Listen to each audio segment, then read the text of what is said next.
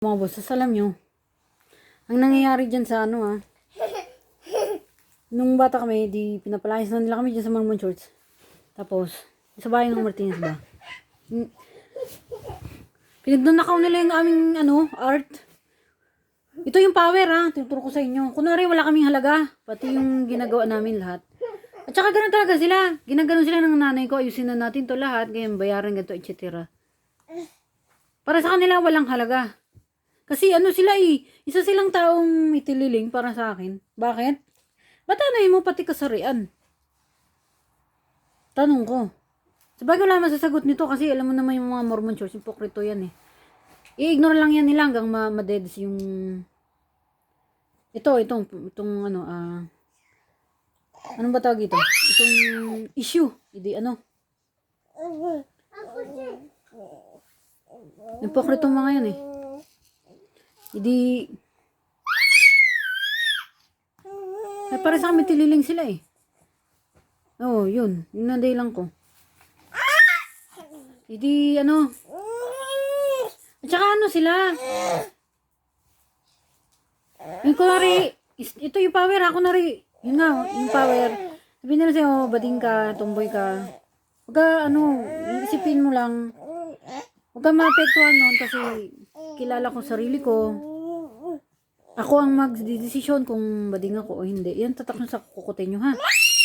Tapos huwag kang emotional. Kasi yan talaga nila yung papaiyakin ka eh. Kailangan talaga emotional ka. Huwag kang, sige kung ganyan, halimbawa, nasa harapan ka. Tapos yung mga tao na yun, gusto nila umiyak. Okay lang naman umiyak ka. Pero pagka ikaw na lang sa loob-loob mo, dapat, wag mo wag mo i-absorb yun.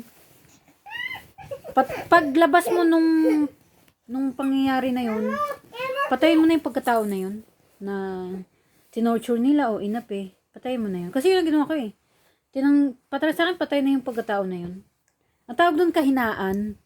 Oo, kahinaan. Kasi yan eh. Gusto nila emotional ka. Oo.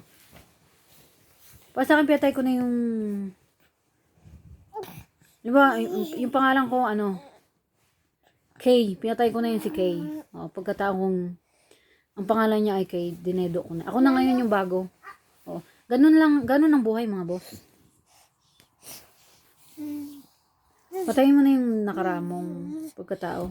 Baguhin mo na gusto mo pati pangalan mo, baguhin mo. Ako di ka binago pangalan ko. Kaya lang naman mali na yan kasi charity ko kasi yan eh. Si Malini. Gusto ko pangalan na MC eh, Malini. Hindi balik tayo? Mama, betala ko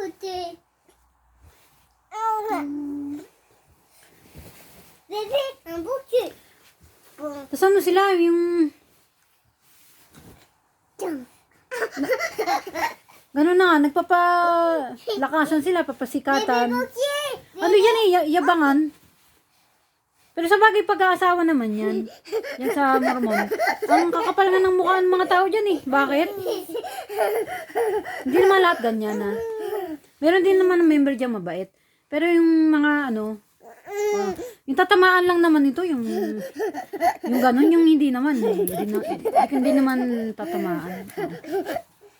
Hindi, sila eh. Plastikan, yabangan, palakasan. Kaya pansin nyo, kundi lang member nila. Bakit? Kasi, itong may mga ugali yan sila eh. Yung iba dyan, gusto nila sila lang. Papatalsikin nila yung iba, yung ayaw nila. Yun nangyayari dyan. Bata ako noon, pero napansin ko. Mata mo, one week pa lang ako napansin ko may something. Pero hindi ko magets kasi bata pa eh. Pero ngayon napagtanto ko, ganun pala yung nangyayari. Kasi yan, gusto ng kabila, kanya lang lahat. May ganun talaga, may mga tao talaga makasarili. Tapos kaya pinapatalsik nila yung ibang member. Kasi alam mo na, lagi naman kasama yun kahit hindi naman simbahan. Laging kasama sa mundo, lagi may involved na pera. Alam mo na, pera din kasi yan. Ngayon,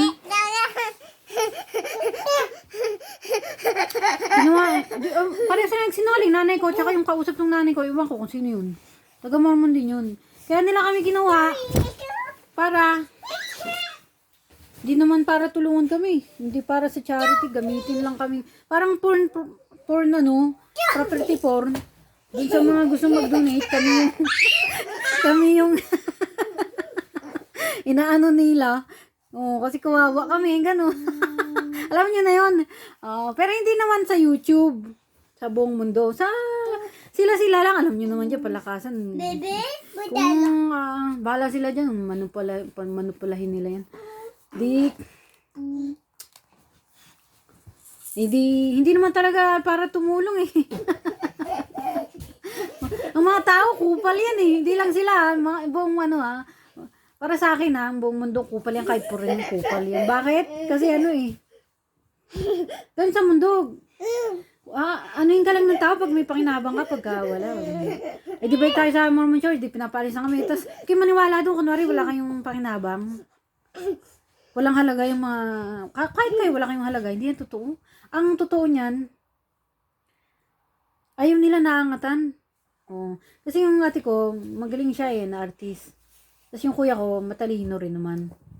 Ayaw nila. Kailangan sila lang. Ganun kasi, nature kasi ng tao yan eh. Ayaw nila. May balita ako kay Rene Butterbo niya. Peke daw yung bali-bali yung buto niya, parang may hazing. Para sa akin, wag tayo basta maniwala, may fake, may hindi. Pero para sa akin, hero pa rin siya. Para sa akin. So, ilalaban ko pa rin siyang hero. Bakit? Mabait kasi siya eh. Sa lahat ng tao na, hindi ko na makilala talaga yan. Dahil ko naman din namit yan. Pero sa lahat ng taong na, napakabait niya, ni Rene. Napakabait. Nakapanghinayang talaga yung bata na yan. Naiyak nga ako nung nakaraan. Ay, hindi nakaraan yung kahapon lang. Dumaan sa page ko. Umiiyak yung tatay niya. Nag-post ba sa Facebook? Sabi niya, paginipan daw niya si Rene, umiiyak. Tapos tumakbo raw. Na-imagine ko talaga na si Rene, umiiyak. Naiyak ako.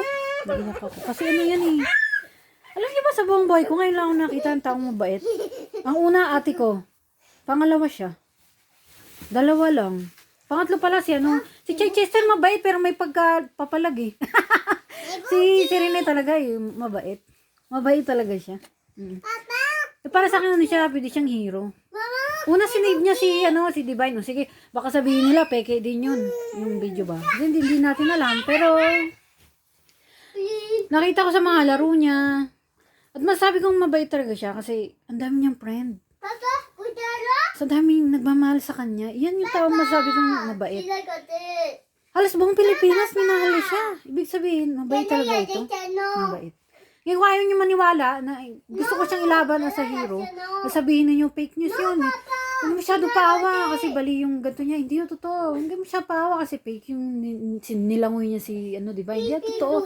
Basta para sa akin lalaban ko siya dahil sa naniniwala ako napakabait ng taong ito kasi sa taong buong Pilipinas nagmamahal sa'yo. Para sa akin mabait talaga ito. Okay, para sa akin lalaban ko tong hero pero hindi nasan to. Yun lang mga boss. Sa intindihan yung mga pinagsasabi ko lalo sa power. So alam niyo na sana yung gagawin niyo pag naka-encounter kayo ng ganyan. Pag kilala niyo sarili niyo, i-ignore niyo na lang yun. O kaya pagka galawang Mr. Bean. Kasi depende sa senaryo. Basta wag kayo emotional mga boss. Please, yun lang. Please support my videos. Ang bye. Malinig. Ciao.